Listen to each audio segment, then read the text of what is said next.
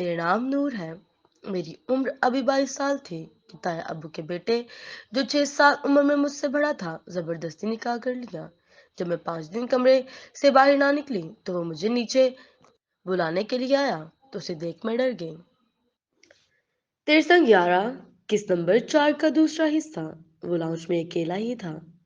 सामने 10 मिनट इंतजार किया मगर वो ना आई। तो उसके माथे पे बल आए थे। कुछ देर मजीद इंतजार के बाद वो अपनी नशिस्त से उठा और उसका रुख सीढ़ियों की तरफ तरफ था। वो सीढ़ी चढ़ते ऊपर वाले पोर्शन में आया और हाले के कमरे के सामने जाके रुका था। पहले उसने दस्तक देनी चाहिए मगर फिर वैसे ही दरवाजा खोल के अंदर दाखिल हुआ था। वो सामने ही बेड पर कन्फर्टर में सर से पैर तक पैक हुई पड़ी थी। मामा, मुझे खाना नहीं खाना और ना ही मुझे नीचे जाना है। आप बार बार क्यों आ रही हैं? उसे लगा था कि रहीला बेगम है, क्योंकि वही दिन भर उसके रूम चक्कर लगाती रहती थी। मगर जब अपनी बात का कोई जवाब ना मिला तो उसने मुझसे कंबल हटा के देखा और सामने खड़े सामा को देख के उसकी सीटी गुम हुई थी। वो एक झटके में कंबल हटाते उठ खड़ी हुई। तुम आई क्यों नहीं?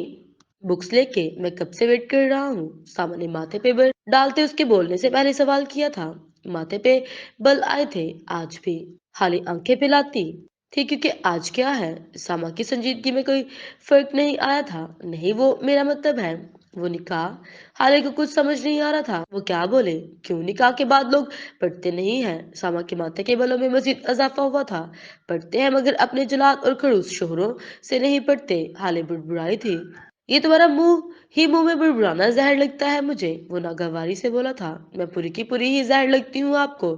उसने दिल ही दिल में सोचा और जुबान से बोलकर अपनी शामत नहीं बुलवाना चाहती थी। बैग लेकर फौरन नीचे आओ, मुझे और कोई बहाना नहीं सुनना। उसे मुंह खुलते देख कि सामने हाथ उठा के खत्मी लहजे में कहा था तो वो बेबसी से बैग उठा के उसके पीछे चल पड़ी। वो जितनी भी क्या बिगाड़ ले, सामा के सामने उसकी बोलती हमेशा बंद हो जाती थी।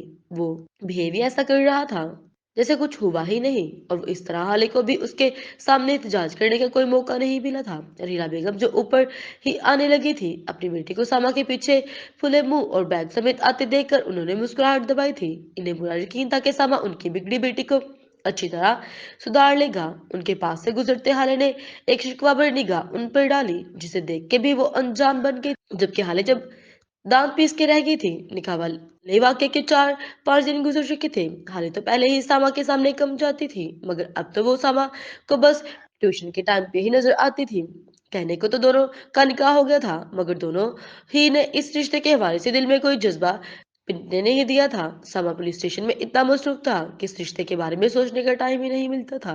और हाले ने उसे जलाद और खड़ूस से ज्यादा कभी कुछ समझने की कोशिश नहीं की थी। दूसरी तरफ ईद की आमद ही आमद थी। इसलिए असमत बेगम का इरादा ईद से पहले ही रुखसती करवाने का था। डायरेक्ट सैफ साहब से बात करने की बजाय उन्होंने रहीला बेगम से बात करने की ठानी थी।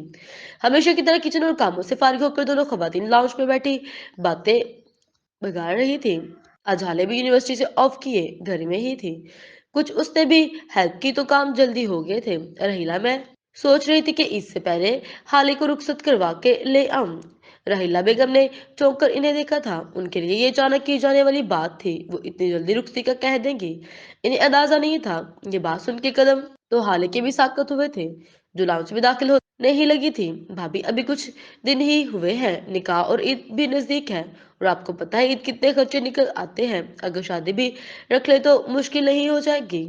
रहीला बेगम हिचकिचाई थी। रहीला बेगम की बात पे हाले खुश हुई थी। अभी उसे थोड़ा यकीन हुआ था कि वो उस सगी बेटी है। अरे राहिला कौन सा रुखसत करके उसे कहीं और भेज रहा है जो हमने ज्यादा तकलीफ तकल्लफ करना। हाले ने बस ऊपर से नीचे आना है और रही जहेज की बात तो वो हमने लेना ही नहीं। असमत बेगम ने उनकी परेशानी का हल बताया था मगर फिर भी भाभी, शादी का खर्चा भी होगा और ईद के लिए कुर्बानी का कोई जानवर भी लेना होगा और मुझे नहीं लगता सामा और सैफ का इतना बजट होगा। रहीला बेगम इतनी जल्दी रुखसती नहीं करना चाहती थी। वो अपनी बेटी को पहले किचन में एक्सपर्ट करना चाह रही थी। हाँ, तो ईद के बाद भी तो शादी पे खर्चा होगा ही ना।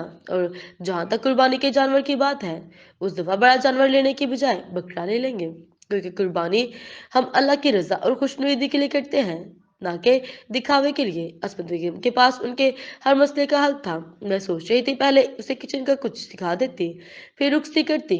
हीरा बेगम ने झिझकते असल बात बता ही दी थी, जिसे सुन के असमत बेगम ने माथे पे हल्का सा हाथ मारा था, जबकि हाले ने दांत पीसे थे। एक तो मामा को किचन के सिवा कुछ नजर ही नहीं आता, हमेशा की तरह वो बुड़बुड़ाई थी। और हीला, इन गैर रो वाली बातें तो ना करो, मैं इतनी जालिम भी नहीं कि हर तरह से तसल्ली करके उसे नीचे वाले पोर्शन में भेजना चाहती हूँ। तुम भी यही हो, मैं भी मिलकर उसे शादी के बाद उसे सब कुछ सिखा लेंगे। लेला बेगम उनके खलूस के दिल से तरफ हुई थी। तुम पहले सैफ से मशवरा कर लो, फिर भी जो बात हुई मुझे बता देना। दोनों इस तरह कर लोगी, मैं भी। उन्होंने कहा तो रहीला बेगम ने सर हिलाया था। अच्छा चलो, मैं जरा पड़ोस से होकर आती हूँ, काफी दिन हो गया चक्कर नहीं लगाया। असमत बेगम इन्हें बताते लाउंज के दरवाजे की तरफ बढ़ी थी। इन्हें आता देखकर हारे तेजी से दरवाजे की ओर में हुई थी। उनके जाने के बाद वो लाउंज में दाखिल हुई। मैं बता रही हूँ बाबा, ये अचानक वाला निकाह तो मैंने कर लिया है। अचानक वाली रुखसती नहीं करूंगी, रुखसती तो मेरी पढ़ाई मुकम्मल होने के बाद होगी। उसकी ऊंची आवाज में राहिला बेगम ने नागवारी से उसे देखा था। आहिस्ता बोलो, और तुम्हें शर्म नहीं आती? दूसरों की बातें चुप के सुनते हो? राहिला बेगम ने उसे आग दिखाई थी। आपसे छोड़े मामा, मैं बता रही हूँ, मैंने रुखसती नहीं करवानी अभी। उनकी बात नजरअंदाज करते हाले ने अपनी बात पर जोर दिया था। तुमसे पूछ कौन रहा है? और ये फालतू की बातें छोड़ो और कुछ किचन पे भी ध्यान दो। अगर किस्मत से सास अच्छी मिल गई है तो उसका मतलब ये नहीं कि तुम हाथ पे हाथ धरे बैठी रहो। रीना बेगम के झुकने पे हाले ने आंखें और मुंह खोलकर इन्हें देखा था। और ये अपनी ओट ऊट पटांग हरकतें भी दुरुस्त कर लो। शुक्र कर तुम्हारी हरकतें जानते हुए भी बच्चे ने हाँ कर दी निकाह के लिए, मगर ना मुझे जाने कितनी टकरे मारनी पड़ती तुम्हारे रिश्ते के लिए। रहीला बेगम ने उसके खुले मुंह पर चोट की, जबकि उनकी आखिरी बात पे तो हाले बिलबिला कर ही तो रह गई थी। आपके शरीफ बच्चे को भी शुक्र अदा करना चाहिए कि बैठे बिठाए बीवी मिल गई, वरना उस कड़े विकरेले खड़ूस और जलाद और नकचोड़े को अपनी बेटी किसने देनी थी? हर कोई मेरी माँ बाप की तरह थोड़ी होता है। हाले ने भी उसकी शान में ना पड़ते हुए हिसाब बराबर किया था। बकवास मत करो, अनिला बेगम ने उसे घुरी से नवाजते कहा, तो वो पैर पटकते वहां से वॉक आउट कर गई थी। उसके जाते ही रहीला बेगम ने भी सर झटकते टीवी ऑन किया था। जारी है।